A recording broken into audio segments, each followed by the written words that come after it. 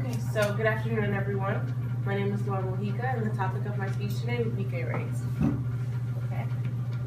So, as of recently, everybody has kind of wondered about gay rights and has really brought attention to it. But what many people don't know is that you can't judge another person based on them walking right past the street, like along the street. You can't see them. So, my proposal is that you shouldn't just deny them regardless of their sexual orientation. Okay? We don't know people just by glancing at them as we walk past the street. We don't know what they've been through. We've brought a lot of attention to gay rights in the recent years, but it's only because we think that this is an issue going on now. But in all honesty, the history of gay rights isn't something that has started just now. This has been an ongoing issue since 1924. Okay? It's been something that people don't know much about, and because of how scared they are and afraid they are, because it's something unknown, we've decided to act as if it's something that we shouldn't touch. It's untouchable. It's a sickness. It's not a sickness. People aren't diagnosed with this disease. It's not a disease in general. It's a life choice.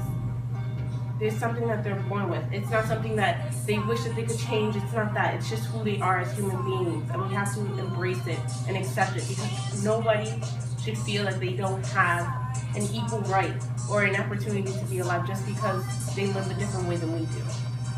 Okay? In fact, the American Psychiatric Association had homosexuality as a disease until 1973. So for us, just because we didn't know it doesn't mean that it's wrong. You're crazy. You're not crazy. Another thing is, this has personally affected me in general because of my sister. So as you see on the screen, this lady right here is my sister. My sister came out to me when I was around 7 or 8. I lived in the city, so we were on the way to her dad's house, and she literally turned to me and said, "I have to tell you something." And I looked at her, kind of puzzled, like, okay, what is it? Like, what's wrong? And she turned to me and said, "I'm gay." And she was crying on the bus, and I didn't know what to do. I mean, I knew what she was talking about, but to me it didn't faze me, because at the end of the day, that's my sister, that's my best friend. She's been a mother figure for me, and it doesn't matter who she chooses to love or who she decides that holds her attention or her heart, because at the end of the day, it doesn't change who she is to me. None of that matters. She's my blood, she's my sister. So it doesn't matter what she does or who she does or anything else. And it doesn't limit her success. She didn't have an easy road when she came out. My mother at first was hesitant because she wasn't sure how to take it. That's her oldest daughter. So for her to come out with that news, she was kind of shocked and didn't know how to address it, but she soon came out to just embrace it and go full-fledged for it and completely support my sister. My brother, on the other hand, was homophobic at the time.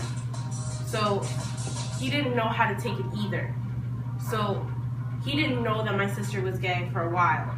And for my sister to come out to him was probably one of the hardest things she's had to do. But my brother has learned that at the end of the day, it's still his sister too. And it doesn't matter who she is or what she chooses to do, that's still his sister too. And my sister, in all honesty, has one of the greatest success stories that I've known. My sister went to a top 17 college in Atlanta, Georgia, called Emory University. She graduated with honors. She was a women's study pre-med major. So, and she's studying now for her MCAT to go to med school. So just because of her sexual orientation, it doesn't limit her to what she can or can't do. Right now, she's a manager in in the doctor's office. She's one of the higher ups there. Okay, she just bought her first house. She has her own house, her dog, and that's her girlfriend right next to her, and that's Memo. So it doesn't matter who you are and who you choose to love. You can be successful, and it is because of these changing times that we are now learning how to embrace anybody, whether it's your religion, whether it's your sexual orientation, whether it's how you dress, how you talk. We as a culture are slowly starting to pave a way for success for everybody and equality. Another person who had a really big influence on this movement is Harvey Milk. For those of you who don't know about Harvey Milk was,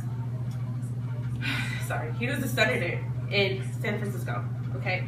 He himself was homosexual. I'm sorry, the quote kind of covered him a little bit, but that's him and his partner right there, okay?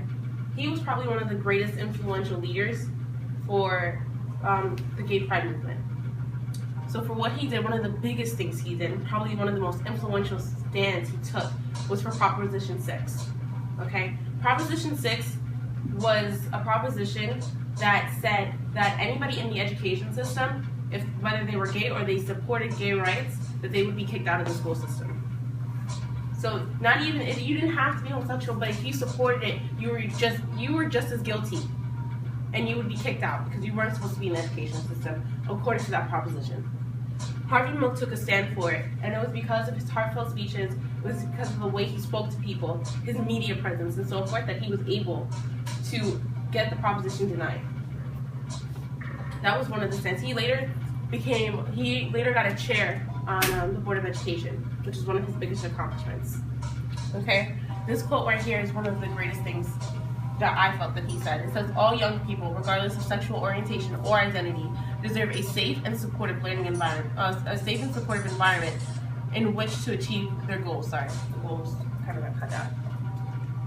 That's something, this is a standard that we should take as educators, as people who decide to go out into the world, or as people who believe to have children later on. That's something we should all believe and support. Because it shouldn't matter what our kids are, who our kids choose to love. They deserve to be in an environment that is going to encourage them and that is going to support them on whatever they choose to do. But in more recent times, another great leaders for the gay rights movement is Macklemore and Ryan Lewis. Macklemore and Ryan Lewis are more recent because they came out around 2014. And one of the biggest things that they were able to do was produce the song that you were hearing a few minutes ago, Same Love. When that song hit the news feeds, it created a shift in the music industry, only because not many people have been able to talk about such a touchy subject. People know about gay rights, you see the movements, you see the parades, the protests, but how many people really will put it out there in music, in a culture that's completely different, to have people accept it and to encourage it? Macklemore and Ryan Lewis were one of the first people to really do it and to do it successfully. To have a song like Same Love be played on radio stations across the country and across the world is a big win. Only because he addresses so many topics about it.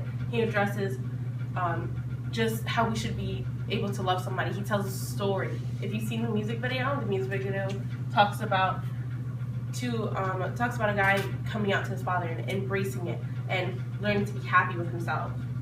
Okay?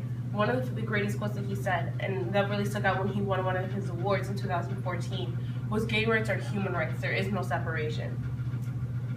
That's a big topic, because for someone to say that these aren't just gay rights, these are people, these are humans. They're not just somebody else, they're not a different species, they're not a subgroup of something else. These are human beings, and they deserve the same rights, just as anybody else.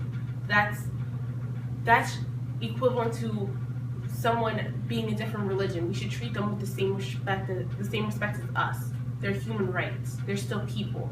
They deserve the same rights. They deserve to marry. They deserve to have legal custody if necessary. They deserve the same things that you and I all do. It doesn't matter who they love. America the brave still fears what they don't know, which is one of the truest things that I've known. We as people, because we don't know about something else, we tend to shut it down and we tend to back away from it. But just because we don't know something doesn't mean we should be scared of it and downcasted and degraded and say that it's not okay. No, just because you don't know about something, it should give you the opportunity to want to learn more about it before you make a judgment. We shouldn't just block it off just because it's something different and something unknown. Okay?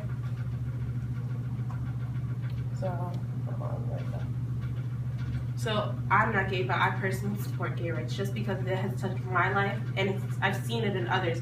Some of my closest friends are gay, some of my family is gay. It doesn't matter to me, because at the end of the day, I care more about who they are as individuals and their personality and what they bring to me than who they choose to love. Because I wouldn't want somebody to judge me based on who I love, so I shouldn't do the same. And I feel that everybody should at least be open to accepting that these are people, these are humans. Whether you support it or not, they should still be treated with the same respect you would give to somebody else. Whether you believe in them or not, respect should be given just because they're people. They're human beings. Thank you.